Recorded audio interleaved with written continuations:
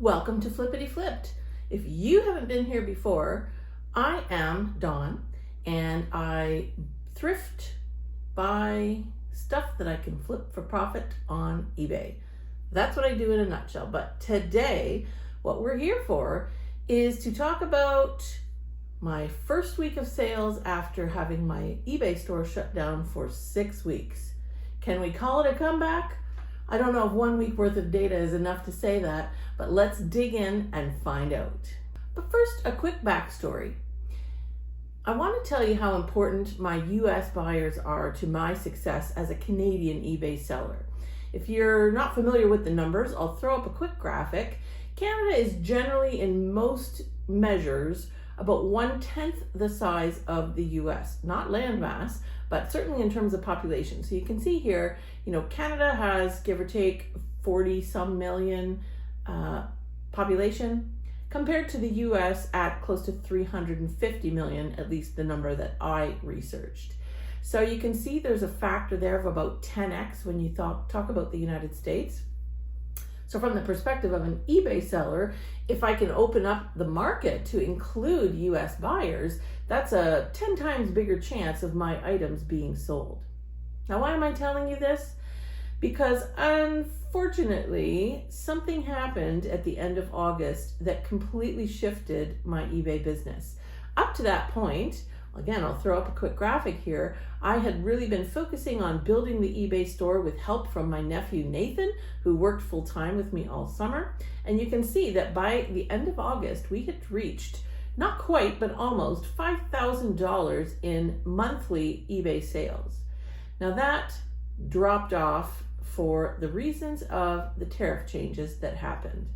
So why did I shut my store down? Well, two main reasons. Number one, I had quite a few angry customers, US buyers who were not aware of or didn't fully understand what the tariffs meant to them after August 29th, when there were no longer any exemptions to the tariff being applied. So they were getting hit with huge bills from UPS as the shipper who managed the tariffs and not happy about it. Not my fault, but of course they're, wanting to return their items. They're refusing deliveries. What a mess. And then number two, there were, as a result of those refused deliveries and so on, a whole bunch of missing shipments that were nowhere to be found. I have the buyer's money. They don't have the item because they refused the delivery, and it is nowhere to be found in the UPS universe. So suffice it to say, my stress level in September and into the middle of October was through the roof, off the charts. So I decided to shut down my store. Now, another reason is I was going out of town for 3 weeks to help my mom with her knee surgery, which turned out awesome. So long story short, store was completely shut down. No listings, nothing available for sale for 6 weeks. If you know anything about eBay, even if you don't list for a day or two, that can already have a pretty negative impact on your sales. So I was really uncertain what was going to happen. Now let's get into it. When I opened my store up on November the 5th, did I get any sales? Let's jump in. So the short answer is yes, I did get sales. And was I thrilled about that? You betcha. So let me run you through what I actually sold in the first week after I opened my store back up on November the 5th. Now, I'm going to caveat this by saying Q4 is typically strong for eBay sales. It's this sort of peak period of the year. So is that part of the factor? Maybe. But in any case, from going complete shutdown to, let me throw it up, my first item that was sold was a pair of vintage brass turtle ashtrays. So these are, this big or so, a pair of them with lids that come on and off, just little 5-inch turtles. They sold for $25.49. Kind of a weird number because I sent an offer. I'm guessing I had them listed for $29.99, sent like whatever that is, 15% off or something like that. And sure enough, they sold. What did I pay for them? $9. I actually paid up at the Goodwill thrift store because I had looked them up and I saw that they could be worth some money. So $9 into $25.49, not the greatest profit, but at this stage of the game, I was happy to have a sale. Let's move on to item number 2. The second item that sold that week was an Ergo baby carrier. So you can see a picture of it up there on the screen. And yes, folks, I paid only $2.76 for this at the Goodwill bins. I find quite a few of these baby carriers at the bins. And I don't know if you've been to a baby shower or if you have had to purchase one of these, they are pricey. So the fact that I'm finding them fairly frequently at the bins is, I don't know, kind of surprising. Anyway, $2.76 and it sold. I sent an offer for $38 and the buyer went ahead and purchased it. Let's look at item number 3. This is a vintage stainless steel cooking pot. So this is a fairly small one. It's 1.5 quart or about 6.5 inches across the diameter. So you can see here that I sold it for, this was my full asking price, $26.99. And I paid a whopping $1.86 for this at the Goodwill bins. So hooray, another great sale. Rolling along, I was getting pretty excited. That's already 3 sales in the bag. Along comes item number 4 sold that week. And this was a pair of Nike women size 8 Cheer Unite cheerleading shoes or leather dance shoes. They were sold for my asking price of $24.99. And these I purchased at the Goodwill in San Bernardino, California, if I'm not mistaken, when I was on vacation one time in Palm Springs for the Canadian equivalent, $4.27. So 4 sales. Things are chugging along. The week moves forward and we come to sale number 5. And we'll put up the screenshot here. This is a unusual pair of UGG boots. Now, normally when you think of Uggs, you think of the slouchy, suede, Sherpa-lined sort of boots that people shuffle around in that keep their feet nice and toasty warm. These are not that. These are a pair of gorgeous black leather, knee-high, kind of equestrian-looking boots called Amberley was the style name of these particular boots. Now, I had them listed for $99.99. Given they're fairly rare and UGG is typically known for being decent quality, I saw that a buyer was looking at them. eBay always tells me when I could have the opportunity to submit an offer to an interested buyer. So I did. I offered 20% off, and sure enough, the buyer purchased them for $79.99. And all of these items, I should say, are plus shipping. I don't ever include shipping in my listings. So considering I paid $2.02 for these boots at the bins, I think $80 is pretty exciting and a nice little chunk to add to my week 1 total. All right, moving on.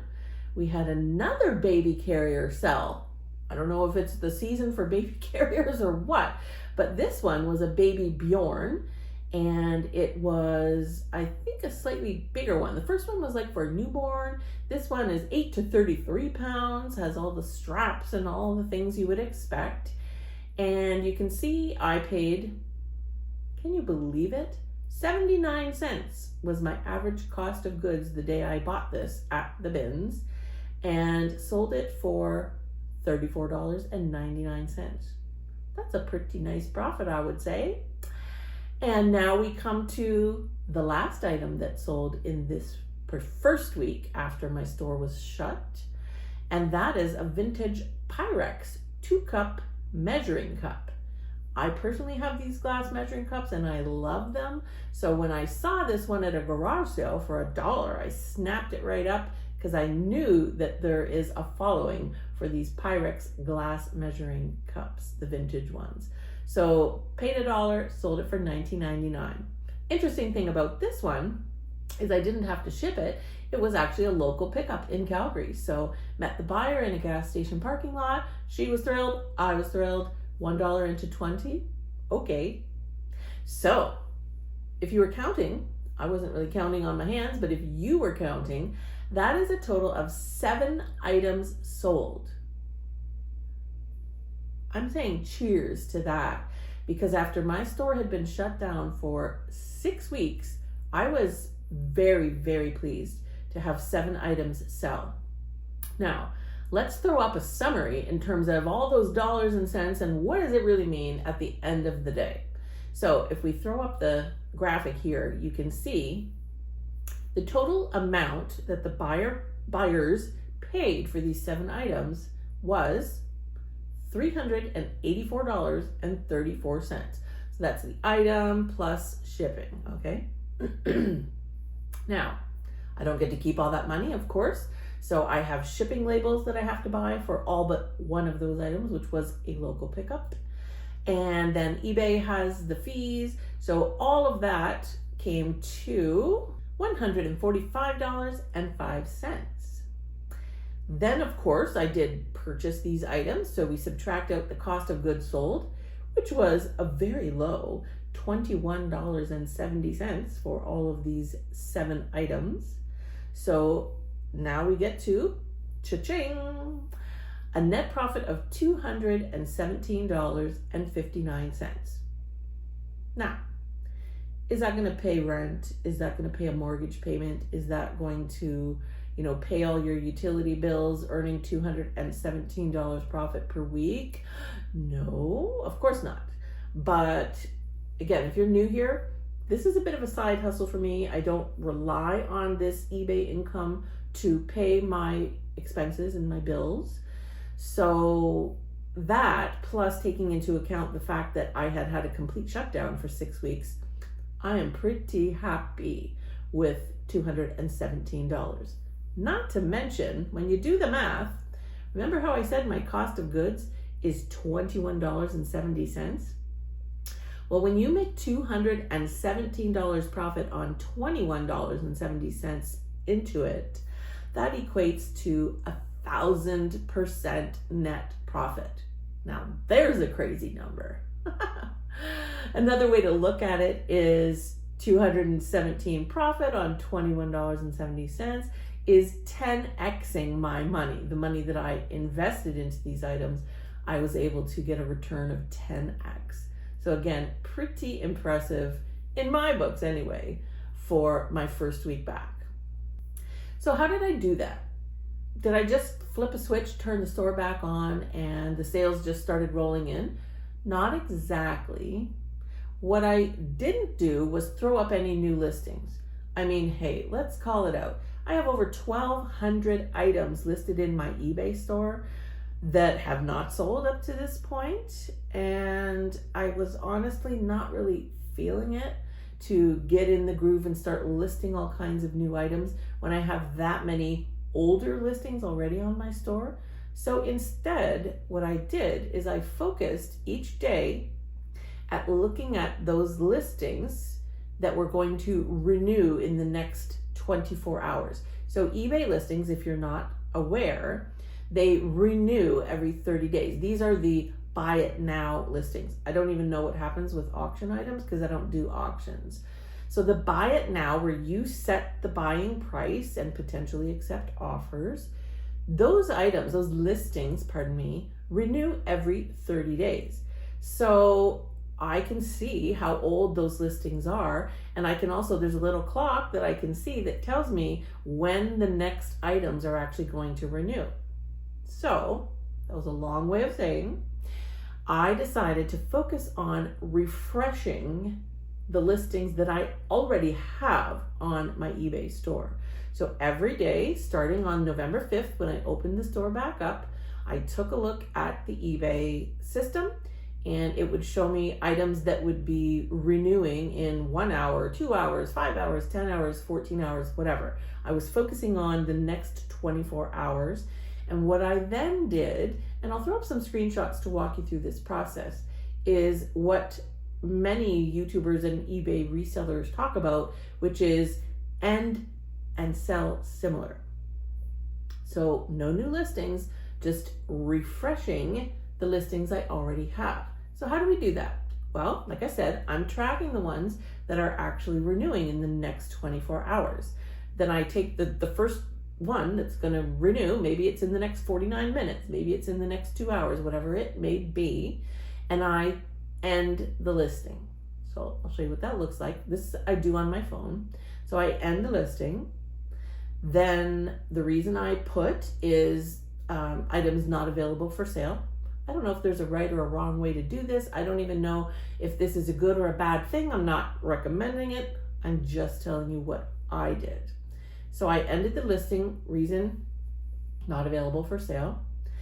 Then you can see the screen that pops up that says, sorry, your item did not sell. And it gives you an option right there to